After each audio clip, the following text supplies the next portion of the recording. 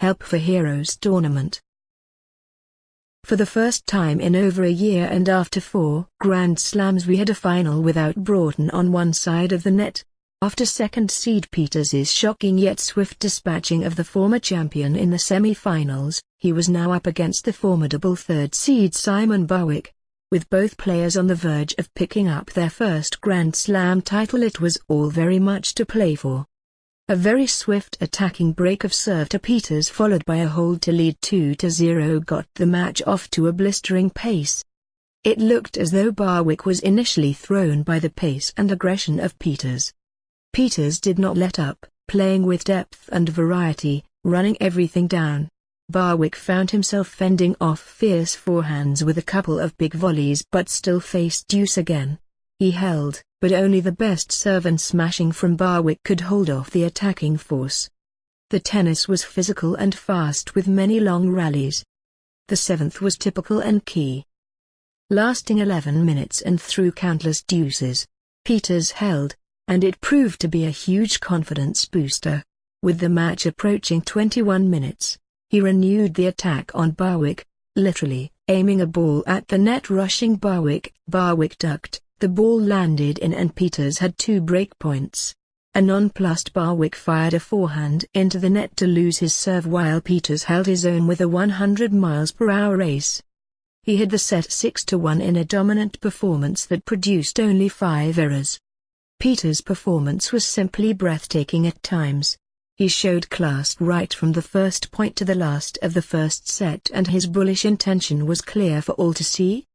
In the final set, Barwick opened with an imposing love service game, but from then on, Barwick had to work harder and harder for every serve.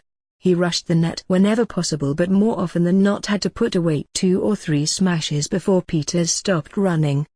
In the third game, a delight of a drop shot drew a lob from Barwick that flew just long to give Peters a precious break point.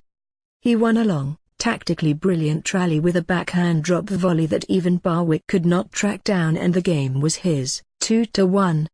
It was an outstanding performance by Peters in the first set, but this time, unlike the first set, Peters had twice as many winners as errors and had attacked the net no fewer than 42 times.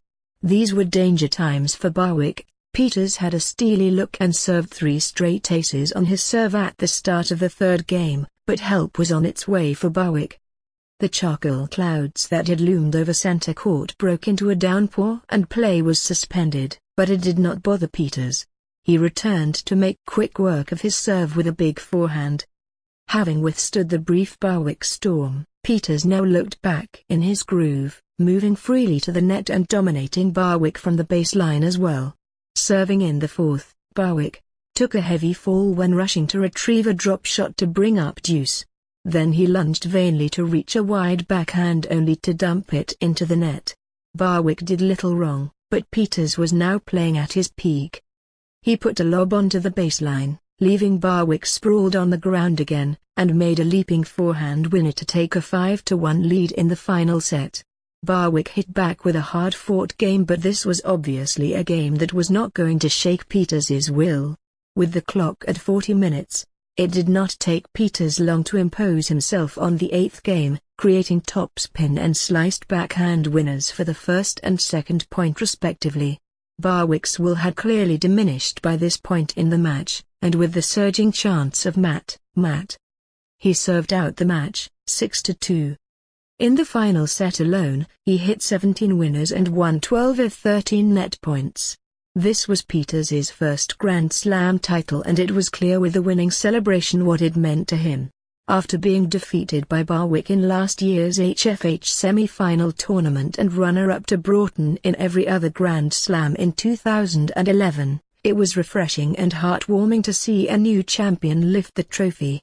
After the match, Peters commented, "This was what all the hard work was for, this moment, now. I knew after I had beaten Phil in the semis I had a great chance, but I refused to take Barwick lightly. I was 100% focused for every single shot.